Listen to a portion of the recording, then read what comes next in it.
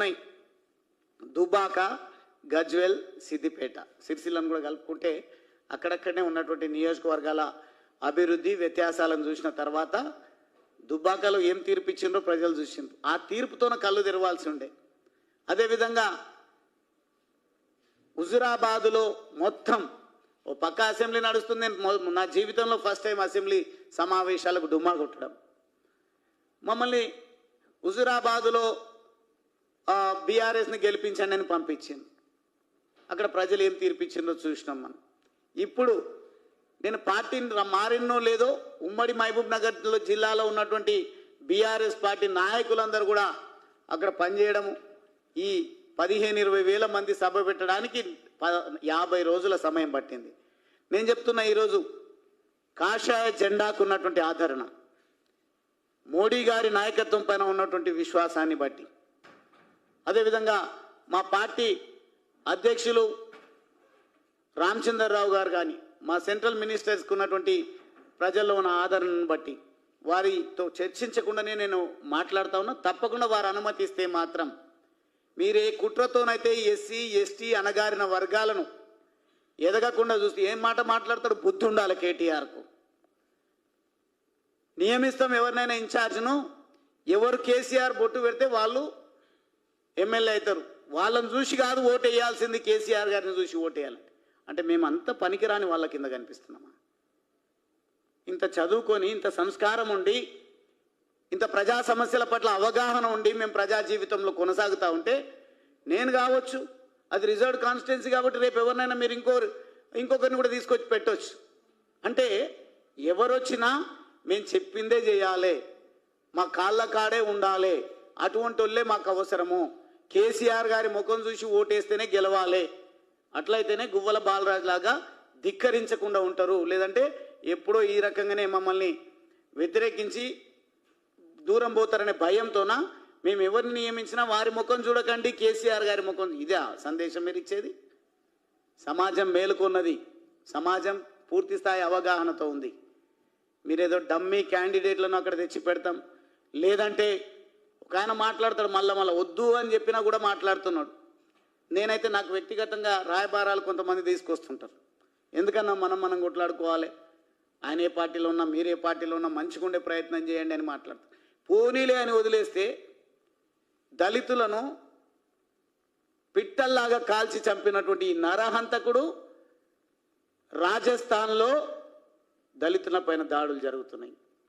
ఉత్తరప్రదేశ్లో దళితులను కాల్చి చంపుతున్నారు, మధ్యప్రదేశ్లో కాల్చి చంపుతున్నారు. మళ్ళీ కాల్చి చంపుతుంటే ప్రజల అమాయకుల ఎందుకు మళ్ళా బీజేపీ పార్టీని ఆదరిస్తున్నారు?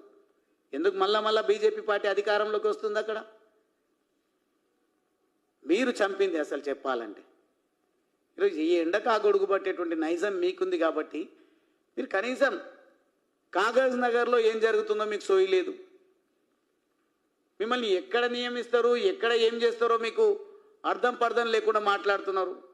నా పైన మాట్లాడడం వల్ల మళ్ళొక్కసారి చెప్తా ఉన్నా, చాలా ఓపికతో సిన్సియర్గా, ఇక ఆపేసండి మీ పనికిరాని భజన. గువ్వల బాలరాజు అస్త్ర సన్యాసం చేసినారు, మీరు ఆయుధాలతో ఎవరినైనా కాల్చి చంపినరు.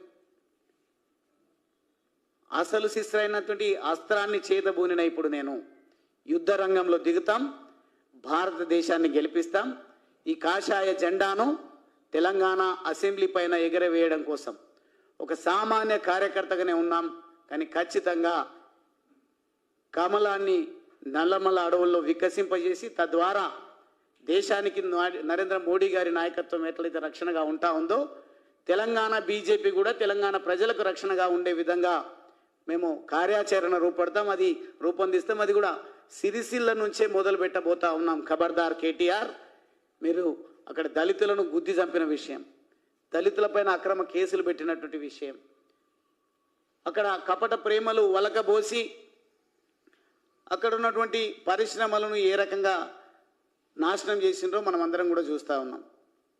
మీరు మాత్రం ఒకరొకరు మాట్లాడుతుంటే విచిత్రం అనిపిస్తుంది. నేను కూడా నిర్మాణ రంగంలో ఒక 25 సంవత్సరాల నుంచి ఉన్నా.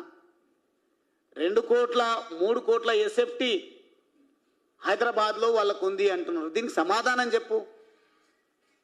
ఇంత అక్రమార్జన కోసం ఎందుకు మీరు ఆశపడ్డరు? మీరు ఉద్యమాలు నిర్మించాలన్న రోజు గువ్వల బాలరాజ్ మహబూబ్ నగర్ పాలమూరు ప్రజాగర్జన అంటే గువ్వల బాలరాజ్ ఎన్ని డబ్బులు ఇచ్చిందో నీకు తెలియకపోవచ్చు, కానీ పార్టీలో ఎవరైతే ఉన్నారో వాళ్ళని అడగండి. ఈరోజు పెట్టుబడిదారులు నీ పంచాన చేరుండొచ్చు.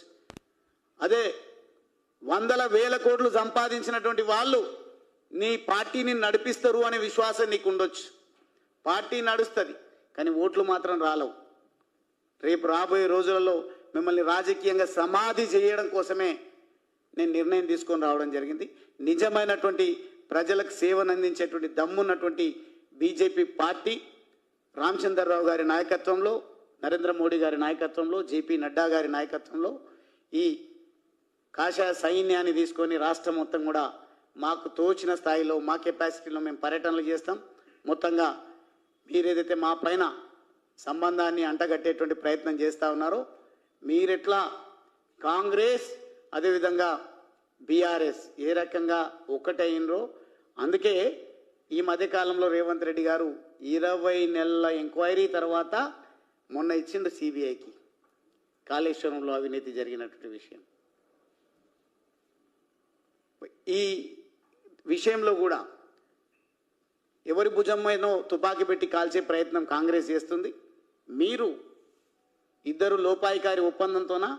అప్పుడేమో అధికారంలోకి రాకముందు రేవంత్ రెడ్డి గారు అధికారంలోకి వచ్చిన వెంటనే నన్ను చిప్పకూడు తినిపించినటువంటి